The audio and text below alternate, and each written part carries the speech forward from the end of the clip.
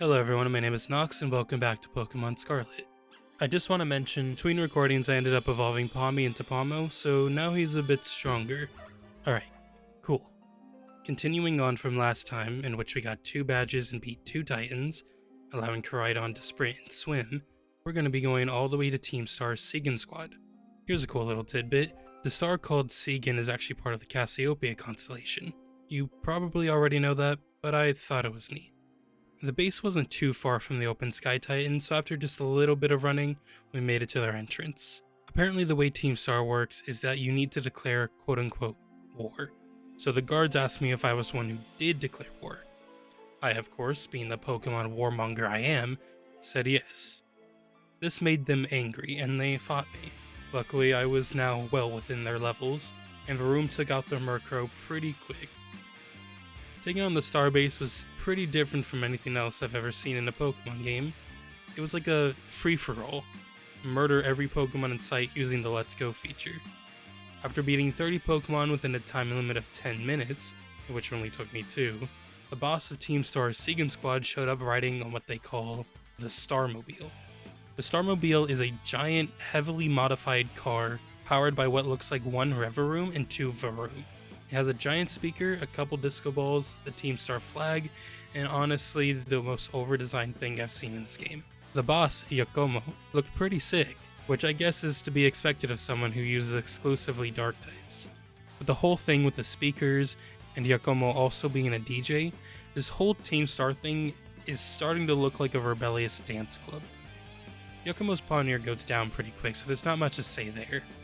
Afterwards, it turns out I have to fight the Starmobile itself.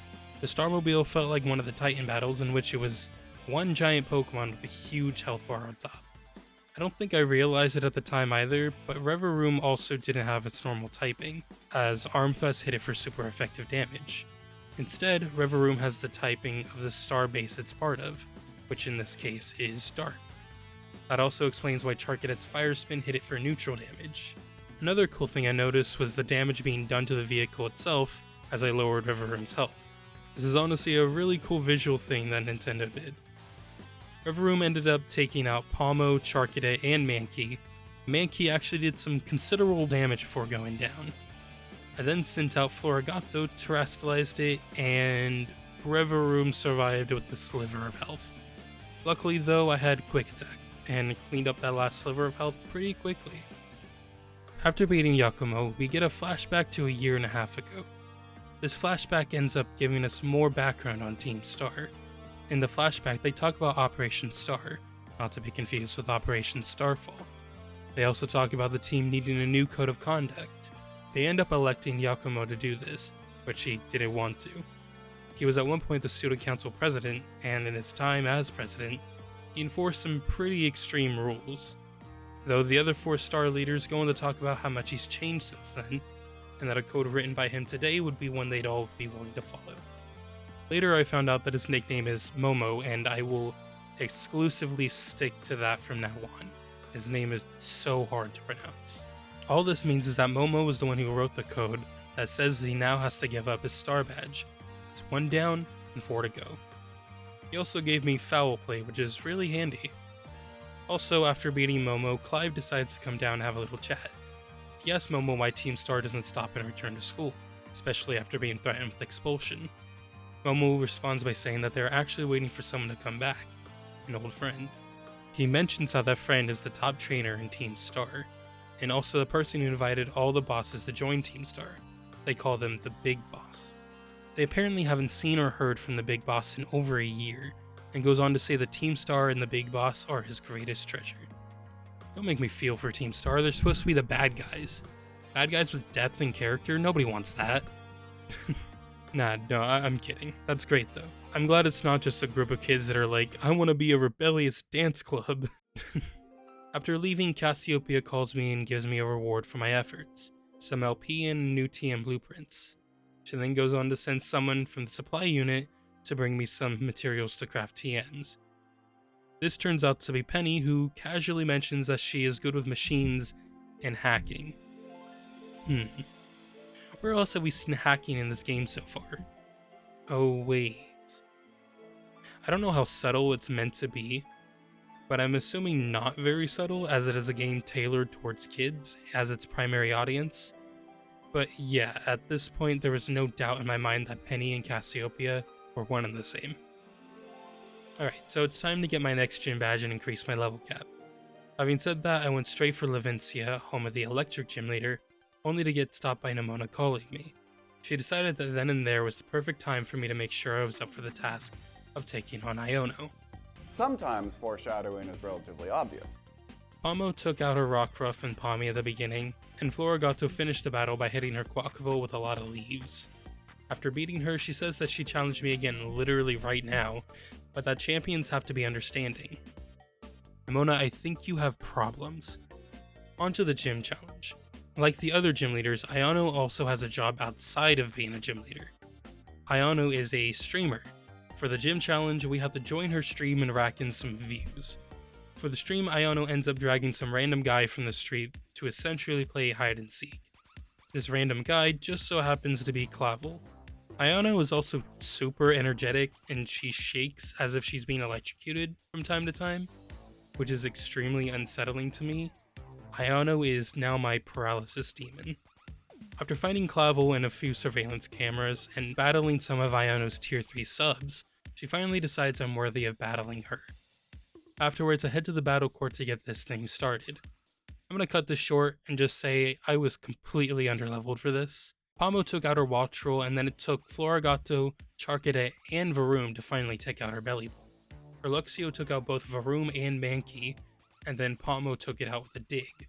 Finally, we were on her last Pokemon. That Pokemon was Mismagius. The absolute horror. Mismagius has the ability Levitate, and paired with the Electric Terra type, it was a force to be reckoned with, as it had no weaknesses. Pomo and Fido were no match, and with that we had our first loss. After the loss, I went to train my Pokemon up some more and challenged Iono again. Charcadet took out Wattrel pretty quick, and Pomo dug his way to victory with Bellibolt and Luxio. This time I had my full team of 6 to fight Mismagius. Unfortunately, Mismagius took out Pomo and then Florigato, but not before Florigato took out a decent chunk of its health. Mankey came in and finished the job with a cross chop, and with that, I now had my 3rd gym badge. Now that we'd done a gym and a star base, I thought why not go for a Titan as well? Just north of Levincia was where the lurking Steel Titan lived, and so I set off. Running around, I eventually found a giant gaping mouth poking out of the ground, and when I approached it, it ran. And so started the wild goose chase of trying to find a giant steel worm in a mine. Eventually it stopped, grew arms, and attacked. Those arms were another nightmare. This game has Iono and a worm with arms, and I have never been more terrified. Charcadet managed to take it down below half health with Fire Spin, just before getting wrapped and Iron-tailed to death. Afterwards, Mankey finished it off with a cross chop. As the other Titans before it did, it ran and I chased it.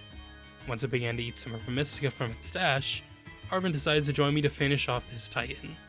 Charcadet started strong with Fire Spin, trapping Orthworm in a fiery vortex to deal continuous damage, while Arven's Toadscool offered support in the form of lowering its defense and confusing it. Thanks to Arven's help, Charcadet was able to take down Orthworm without going down itself. We headed inside the cave and claimed our prize. Arven, with the newly obtained salty Herba Mystica, made some salty sandwiches. Arven, being the nice angry man he is, made an extra sandwich just for Koraidon. Koraidon promptly scarfs it down without really tasting it, and is now able to jump extra high. After a small exchange, Arven turns to Mabosstiff, who barks, and Arven goes on to cry, mentioning how long it's been since he's heard Mabosstiff bark. This game really just makes you want to cry with Arven's story, and I'm here for it. I'm here for it. Once out of the cave, as always, Sada calls me to say that she detected that Koraidon is stronger now and can jump higher than before. I said it before, and I'll say it again. Sada is creepy. The last thing I did was capture a Pawniard, which I found completely on accident. Pawniard eventually goes on to be a pretty important part of my team.